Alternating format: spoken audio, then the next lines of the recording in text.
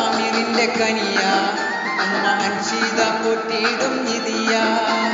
പാപ്പ ആമിറിന്റെ കനിയ ഉമ്മ അൻഷീദ പൊട്ടിയിടും നിധിയ. അൽസിയ പൂമോളെ പിറന്നാൾ ഇന്ന് അൽനസ സമ്മാനം നൽകും. അൽസിയ പൂമോളെ പിറന്നാൾ ഇന്ന് അൽനസ സമ്മാനം നൽകും.